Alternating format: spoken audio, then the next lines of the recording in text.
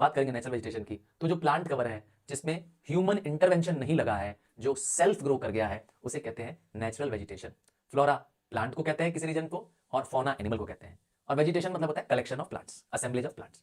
ठीक है, बात करेंगे इंपॉर्टेंस ऑफ फॉरेस्ट की। इंपॉर्टेंस ऑफ फॉरेस्ट की तो ये अपने वर्ड से आप लिख सकते हो एकदम, ये तो बड़ा कॉमन टॉपिक है कि जंगल क्यों जरूरी है। तो जंगल प्रोडक्टिव काम करता है, ढेर सारे रिसोर्सेज आपको देता है, आपको फ्रूट्स देता है, लीव्स देता है, रूट्स देता है, वुड देता है। ठीक है, ढेर सारे फॉरेस्ट प्रोडक्ट हैं जो अदर देन टिम्बर है। हाँ, अदर देन टिम्बर है। बेम्बू का यूज देख लीजिए कितना अच्छा लिखा हुआ है।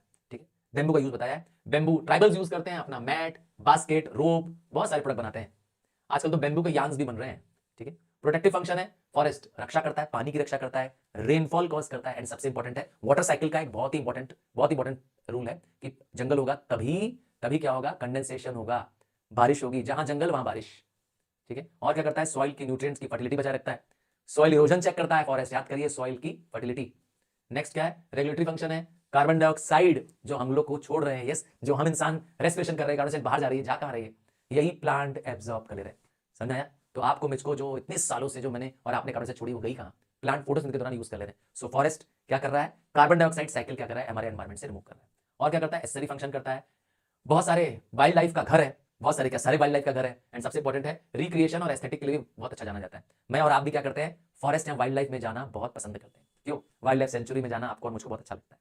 ठीक है ना, बात करेंगे, इंपॉर्टेंट टॉपिक आ गया, वेरी इंपॉर्टेंट टॉपिक आ गया। बात करेंगे सबसे पहले वेजिटेशन की, ट्रॉपिकल एवरग्रीन फॉरेस्ट। एवरग्रीन हमेशा हरा, मतलब ये वो जंगल है, ये वो स्ट्रिप ऑफ क्रॉप्स है, एरिया है, जहां पर थ्रू आउट द ईयर क्या होता है, ग्रीन लीव्स होती है। पेड़ कभी भी सारी लीव्स एक साथ शेड नहीं करते, थोड़ी करके लीव शेड करते हैं। ऐसी एरिया कौन सी है, जहां पे रेनफॉल मोर देन 200 सेंटीमीटर है, बस इसको कहते हैं हम लोग क्या, tropical evergreen. They remain always green, नाम नहीं सुन रहे, एवरग्रीन, हमेशा हरा।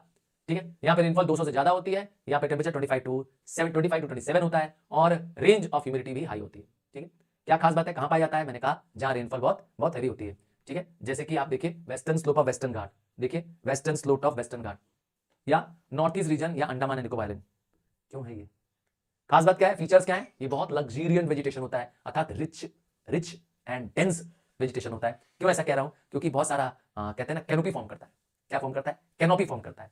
यहाँ पर बहुत सारे ट्रीज, श्रब्स, क्रीपर्स होते हैं, मल्टीपल लेयर्ड में होते हैं, और जो सरफेस होती है वो कारपेट सरफेस होती है, जिसमें हर्ब्स और ग्रासेस होते हैं। क्या हर्ब्स और ग्रासेस होते हैं, वो ग्रो नहीं कर पाते हैं। क्यों क्यों क्यों, क्योंकि वहां सनलाइट कैनोपी की वजह से नीचे नहीं पहुंच पाती है। अर्थात डेंस क्या होता है, क्रॉप के ट्रीज की ग्रोथ होती है, डेंस क्या होता है, लीफी वेजिटेशन होती है, नतीजा सनलाइट नीचे नहीं आ पाती है। इसीलिए क्या होता है, जो सरफेस है, जो कहते हैं ना तल है जो फॉरेस्ट का, उसमें ग्रास नहीं ग्रो कर पाती है, और हर्ब्स नहीं ग्रो कर पाते हैं। हर्ब्स मतलब छोटे पौधे, हाँ, सॉफ्ट ट्रीज नहीं ग्रो कर पाते हैं। और क्या खास बात है, मैंने कहा ये जंगल जो है पूरे साल भर हरा रहता है, थ्रू आउट द ईयर। जब आओगे इन जंगलों में हरी भरी पेड़ मिलेंगे। कुछ ट्रीज का नाम याद कर लो, इंपॉर्टेंट है, रोजवुड, एबोनी, मेहगोनी, ठीक है, सीसम, चपलास। क्या फायदा इन पेड़ों का, मैंने कहा ये हाई इकोनॉमिक वैल्यू वाले पेड़ होते हैं। नेक्स्ट आ रहा है ट्रॉपिकल डेसिडियस फॉरेस्ट, इसे मानसून फॉरेस्ट कहते हैं, और इंडिया में सबसे ज्यादा जो जंगल काटे जाते हैं वो यही है। ठीक है, इसमें दो टाइप है, मॉइस्ट एंड ड्राई। पहले बात करते हैं मॉइस्ट की, जहां रेनफॉल 100 से 200 के बीच में, rainfall is between 100 centimeter to 200 centimeter, ऐसी जगहों पे होता है क्या, मॉइस्ट डेसिडियस फॉरेस्ट, जहां रेनफॉल हाई होती है। खास बात क्या है, ये कहां मिलेगा, फुटहिल ऑफ हिमालयाज में मिलेगा, और या तो ईस्टर्न स्लोप में मिलेगा। कैरेक्टरिस्टिक्स क्या है, क्योंकि ये डेसिडियस फॉरेस्ट है। कौन सा फॉरेस्ट है, क्या नाम बोला था, डेसिडियस फॉरेस्ट है। डेसिडियस है तो इसका मतलब हो गया कि यहां पर leaves once in a year trees completely shed their leaves, पूरी लीव्स एक बार में क्या होती है, शेड कर देता है, मतलब प्लांट एक बार में टकला हो जाता है। ठीक है, इसका मतलब है यहाँ पे ट्रीज क्या होते हैं, कंप्लीटली लीव लूज कर देती हैं। ठीक है, और ज्यादातर क्या होता है 6 to 8 वीक्स ड्यूरिंग स्प्रिंग या अर्ली समर्स। क्यों ऐसा करती हैं, पेड़ क्यों लीव लूज करती है, why deciduous forest leaves shed कर देता है, तो रीजन है पानी की शॉर्टेज की वजह से, पानी को बचाने के लिए। क्योंकि जब लीव शेड कर जाएगी, क्वेश्चन देखिए वाई करके, समझ आ रहा है, तो पानी की शॉर्टेज को बचाने के लिए। ठीक है, प्लांट की जब लीव्स ही शेड कर जाएंगी तो पानी लॉस ही नहीं होगा। अच्छा, क्वेश्चन डायरेक्ट नहीं आएगा इस चैप्टर में, ध्यान से सुनिएगा मेरी बात को, इस चैप्टर का क्वेश्चन डायरेक्ट नहीं आएगा। हो सकता है आपको कोई फोटो दे दे, कोई इमेज दे दे, और कुछ ट्रीज की वैरायटी दे दे, और उससे क्वेश्चन पूछ ले, या आपसे कहेगा कि आप एक ऐसे जगह गए, हाँ वैसे लिखे, कहानी लिखेगा, Manoj went to a place, ध्यान सुनिए मेरा example, Manoj went to a place and he found huge trees of similar nature, and he found that the trees had no leaves, the trees were tall, had lot of branches. तो can you imagine which place has Manoj gone. अब देखा क्या किया मैंने, तुम्हें एक कहानी बनाई, तुमने ध्यान सुना, क्वेश्चन फिर से बोलूं, चलो अच्छा फिर से बताता हूं, फिर से सुनना ध्यान से, मिस मत करो, मिस करोगे तो मुझे मिस करोगे, नंबर मिस कर जाओगे। ठीक है, ध्यान सुनिए, तो मैंने कहा ये कॉम्पिटेंसी बेस्ड क्वेश्चन आएगा। कैसा क्वेश्चन आएगा देखो ध्यान से, तो मैंने कहा मैंने आज वीडियो को स्टार्टिंग बोला था कि अगर ये लेसन वीडियो पूरा नहीं देखोगे, बीच बीच में इंपॉर्टेंट क्वेश्चन बताता जाऊंगा, जहां इंपॉर्टेंट टॉपिक होगा उसमें बार बार बोलूंगा, ध्यान दीजिएगा, मिस हो जाएगा तो चला जाएगा। तो मनोज गया, एक ऐसे जंगल में गया, एक ऐसे प्लेस में गया, where he found tall trees but the trees did not have leaves, there were large number of branches but the trees did not have leaves. तो the trees were of similar nature, to which area did this Manoj reach? तो जवाब हो जाएगा tropical deciduous forest में पहुंच गया था। यहां पर एक सिमिलर स्पीशीज के बहुत सारे पेड़ पाए जाते हैं एंड लीव्स यूजुअली क्या होती है, इनकी एक साथ शेड हो जाती है, अर्ली स्प्रिंग्स में, अर्ली समर्स में कर देते हैं। ठीक है, आगे आगे आगे क्वेश्चन देखिए। कमर्शियली मोस्ट एक्सप्लॉइटेड है, बता दिया था, क्योंकि सारी ट्रीज एक जैसी एक रीजन में पाई जाती है। लार्ज नंबर ऑफ कमर्शियली, क्यों? क्योंकि trees can be cut and put for commercial use. ये पेड़ बड़े महंगे कट के बिकते हैं। आपको मैं एक एग्जांपल से बता दूं, जो आपने पुष्पा झुकेगा नहीं जो देखा था, आपने सुना था ना कि वहां पे जो डीलिंग हो रही थी टन में हो रही थी, करोड़ों में हो रही थी, वो गलत नहीं है, वो सही है वो डीलिंग। आपने देखा होगा फिल्म में झुकेगा नहीं जो बोल रहा था ना पुष्पा, वो जो लाल चंदन बेच रहा था, वो लाल चंदन यही है।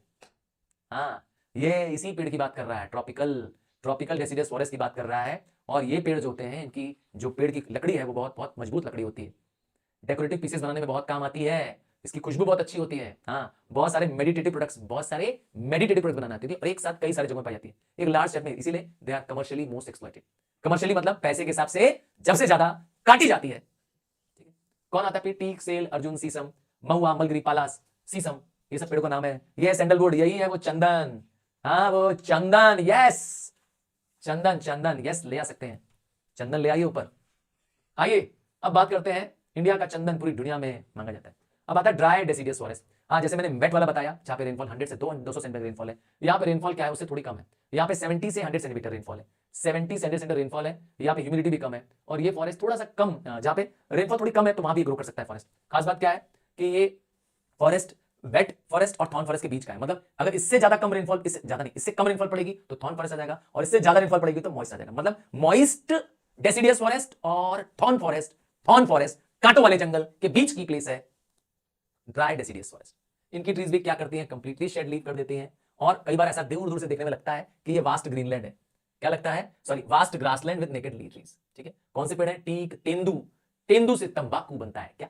तेंदू से जो खैनी गुटखा बनता है वो तेंदू से बनता है। साल, रोजवुड, अमलतास, बेल, खैर, एक्सेलवुड, कमर्शियली ये भी पेड़ बहुत काम के होते हैं।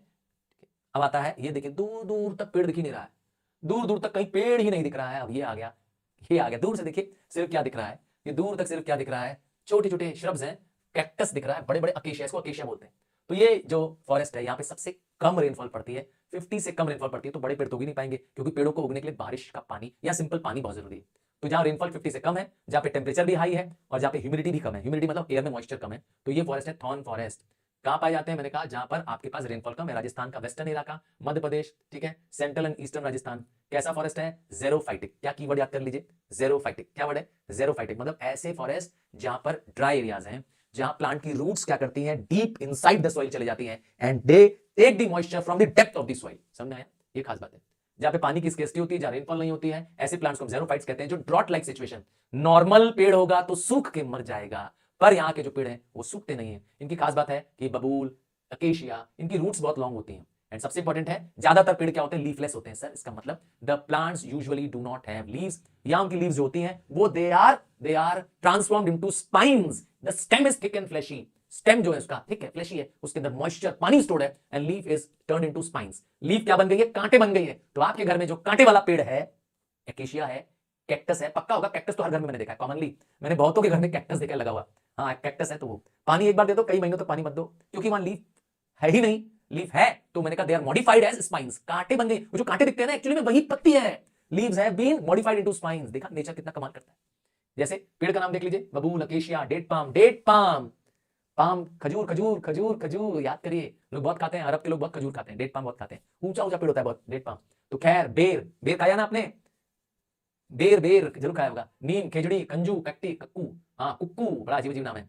बेर तो खाया जाता है रॉ, बेर के तो वो भी बनते हैं, बेर के अचार बनती है, और बेर तो कच्चा भी खा सकते हैं। बेर के पेड़ की लकड़ियों से बनता है बेड का लेग्स। ये नहीं सोचा था। जो आपके बेड है ना, उसके नीचे पैर लगा हुआ है, पावा होता है ना हिंदी बोलते हैं, तो उसका पावा बना हुआ है।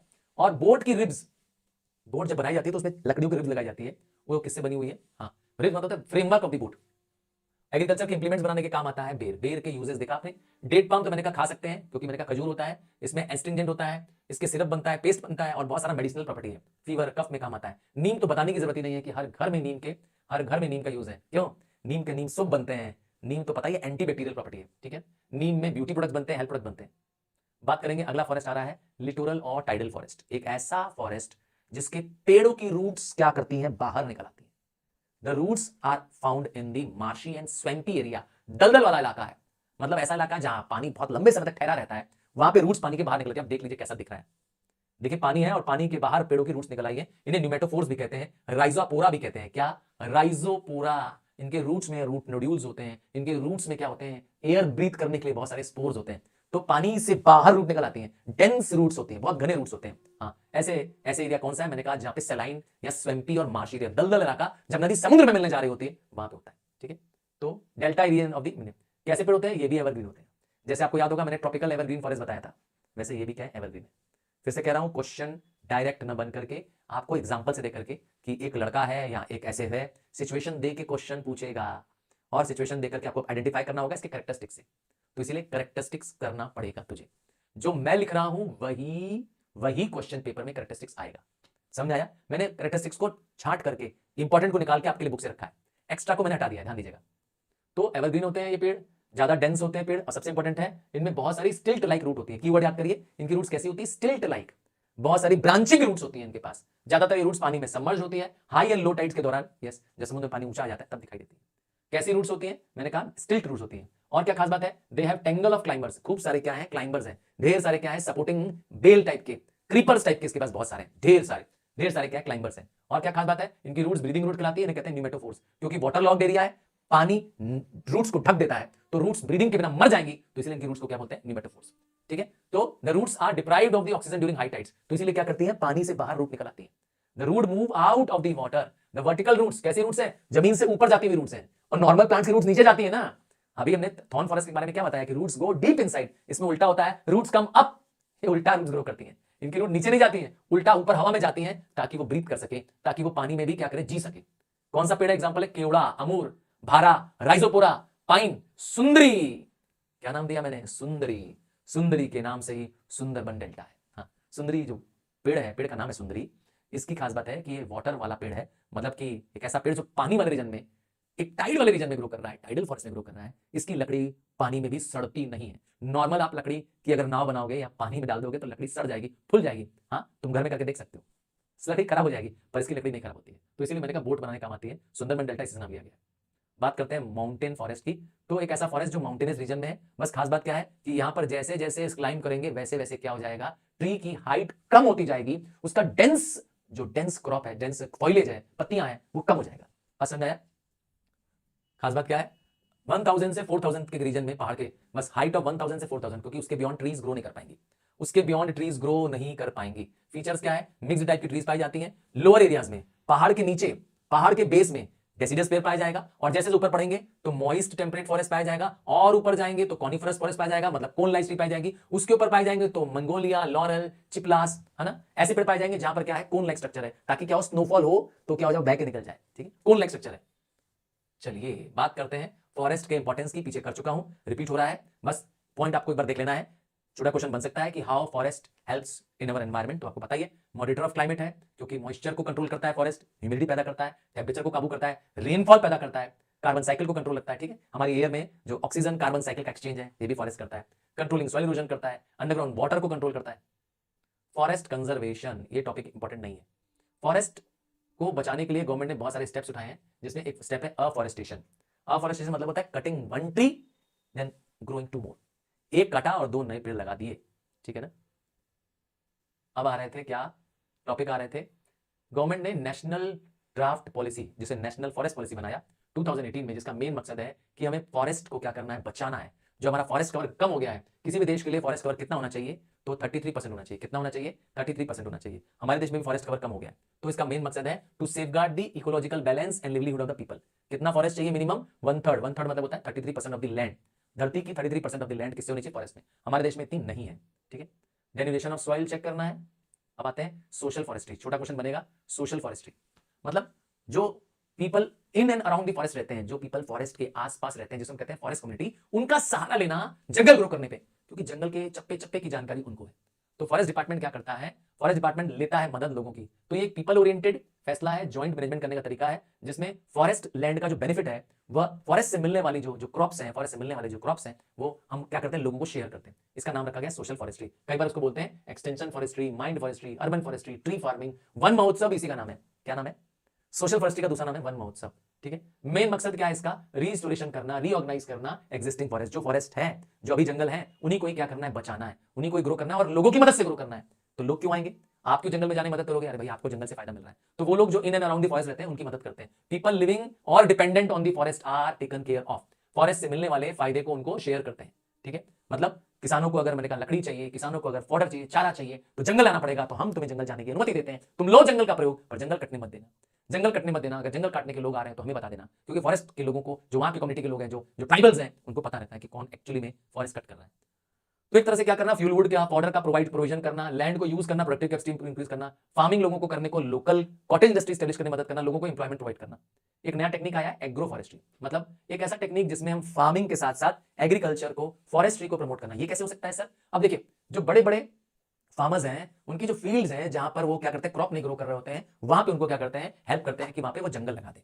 ठीक है, जो एरियाज जहां पर उनके पास यूसेज ऑफ लैंड कम है फॉर एग्रीकल्चर के लिए, वहां पे लोग क्या करते हैं, जंगल लगा देते हैं, ऐसे कहते हैं। तो एक तरह का स्टेज है फॉरेस्ट्री और एग्रीकल्चर के बीच का। इसमें फॉरेस्ट क्रॉप्स लगाते हैं, एनिमल रियरिंग करने की फैसिलिटी देते हैं और हेल्प लेते हैं। ठीक है, मेन मकसद क्या है, फॉरेस्ट भी हो आपके पास, ताकि आपको फॉरेस्ट करने की, जंगल काटने की जरूरत ना पड़े, वुड की जरूरत हो तो अपने ही जंगल से काट लो।